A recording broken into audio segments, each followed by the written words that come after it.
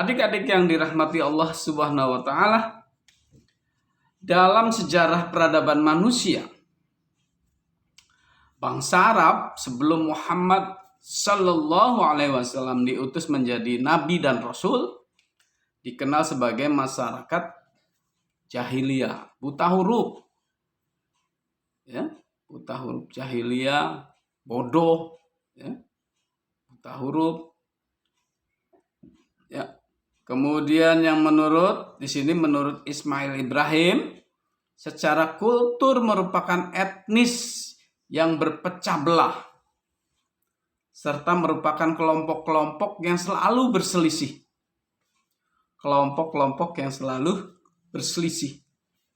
Jadi berkelompok-kelompok, berpecah belah, selalu berselisih. Nah, itu kultur pada masa pra-Islam, ya, pada masa Rasul Muhammad Sallallahu Alaihi Wasallam belum diutus. Kemudian masyarakatnya bodoh dan buta huruf. Di sini ummiyun, buta huruf. Mereka selalu berbangga-bangga dengan keturunan, bangga keturunan. Maka di situ menimbulkan satu persaingan antar kelompok, bangga. Saya keturunan Bani Hashim misalnya, kan, bangga. Dan mempertahankan kelompoknya tersebut, mempertahankan kesukuannya tersebut, walaupun dengan jalan perang. Mungkin itu yang tadi dikatakan bahwa kelompok itu membutuhkan kelompok laki-laki yang kuat sehingga perempuan disingkirkan. Nah, itu. Jadi adik-adik seperti itu, ya. Serta sangat fanatik terhadap etnisnya. Jadi kalau sudah tersinggung, mereka menyerang, berperang untuk menjaga harga diri etnisnya. Tabiatnya bodoh serta berpegang teguh terhadap keyakinan adat istiadat.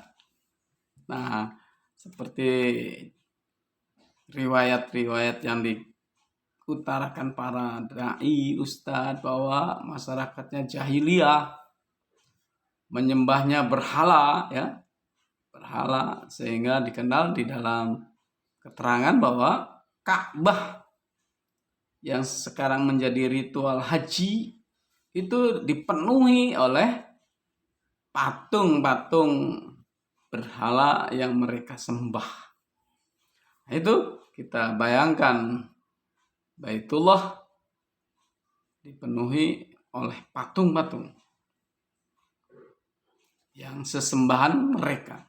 Jadi mereka sangat berpegang teguh terhadap keyakinan adat istiadat dan tradisi yang diwariskan oleh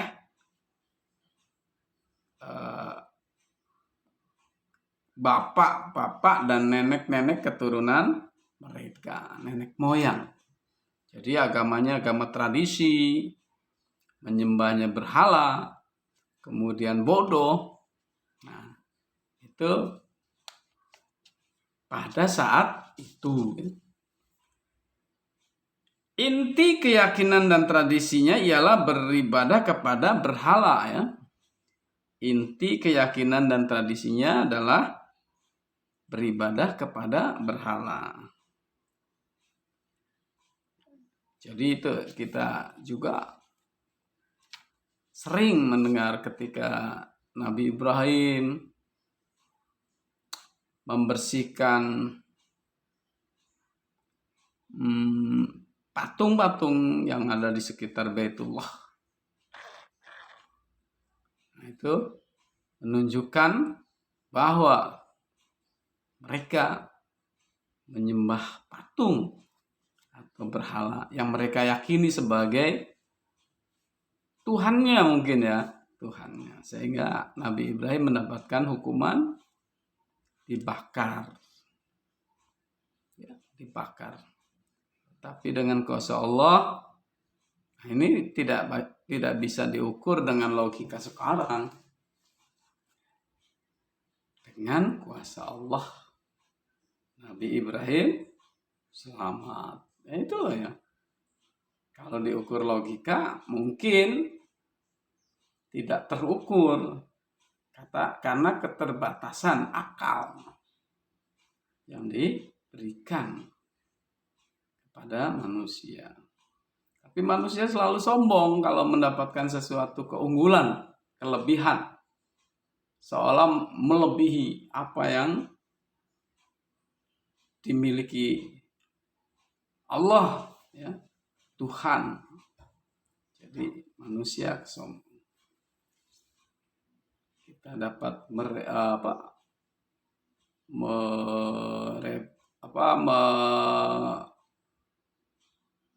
ingat ya Firaun, padahal pada saat itu belum ada teknologi yang seperti sekarang, tetapi sudah sombong, sudah sangat arogan, sudah sangat menentang Allah Tuhan.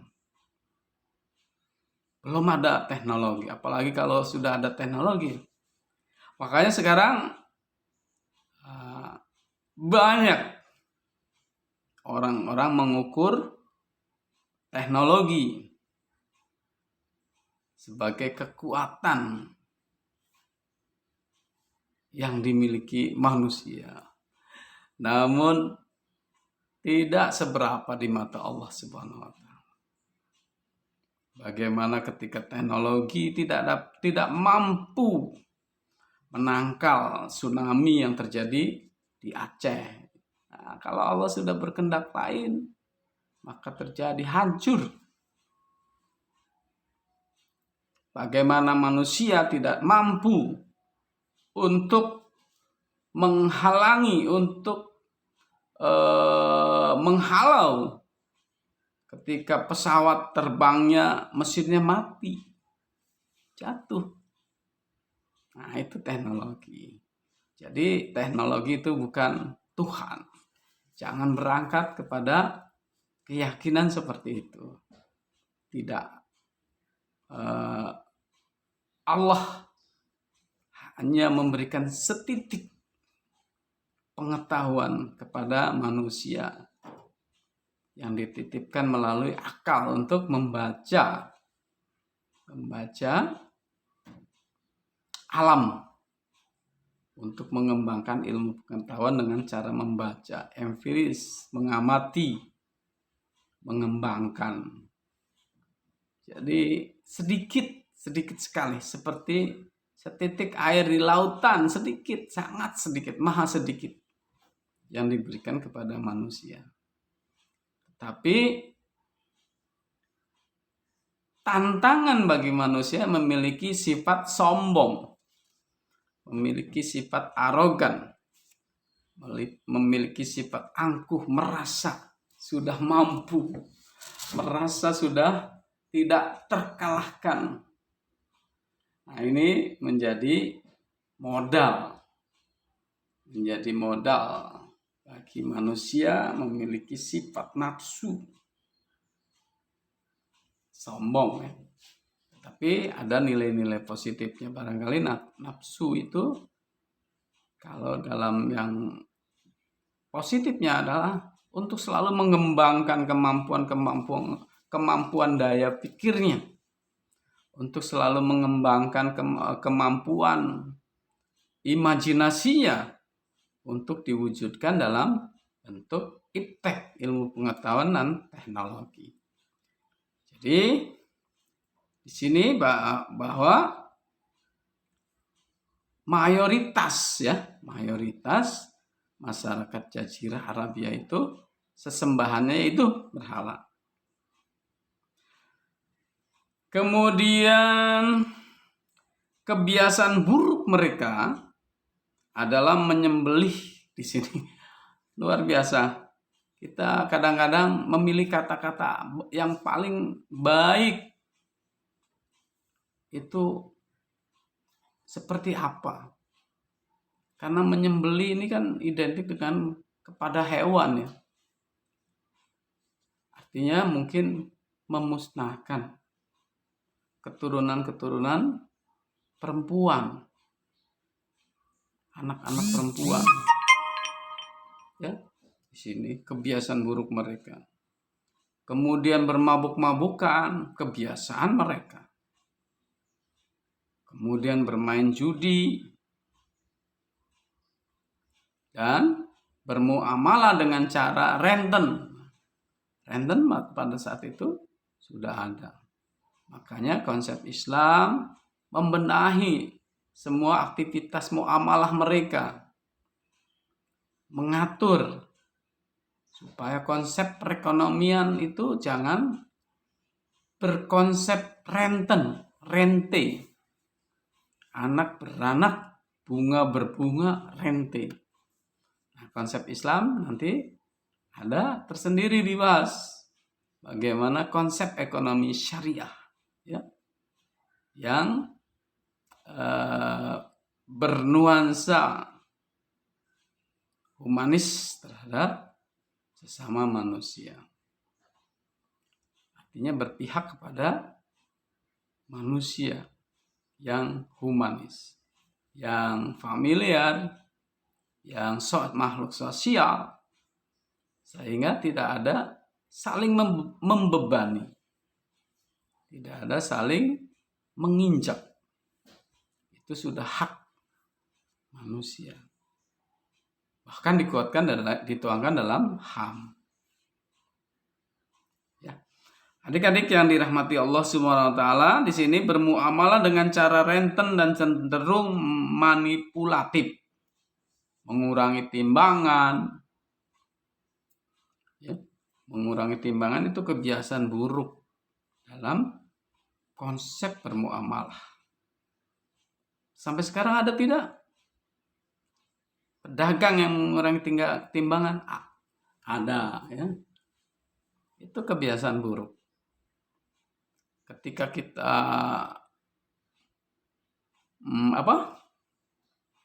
mau beli anggur misalnya. Mau beli anggur harganya berapa? 80.000 gitu kan. Ditawar. Bagaimana kalau 50.000 kan gitu ya. Pedagang kasih. Tapi kemungkinan untuk mereka masih memiliki untung, timbangannya dikurangi. Sering aktivitas seperti itu terjadi, bukan hanya di buah ya. Tapi sekarang kan ada ukuran yang canggih ya. Kalau misalnya di supermarket, kita kan nggak nawar. Kalau anggur harganya 100.000 ya, kalau kita berani ambil. Kalau kita tidak berani ya tinggal, tidak nawar ya. Jadi timbangannya barangkali di situ timbangannya rada betul ya. Nah ini. Tapi ada juga kebiasaan buruk dari bermuamalah di perdagangan itu ya seperti itu. Kualitas nomor 3 dibilang kualitasnya nomor 1. Suka mengurangi takaran, suka mengurangi timbangan, masih sampai sekarang ya. Jadi tidak aneh. Nah ini merupakan suatu kebiasaan buruk ya bagi masyarakat Arab. Jadi mengurangi timbangan dan takaran, merendahkan harga diri, serta bertendensi berbuat kerusakan di muka bumi ini dengan cara berperang ya, kerusakan di muka bumi ini, merampas, merampok dan bentuk-bentuk kejahatan lainnya. Adik-adik yang dirahmati Allah Subhanahu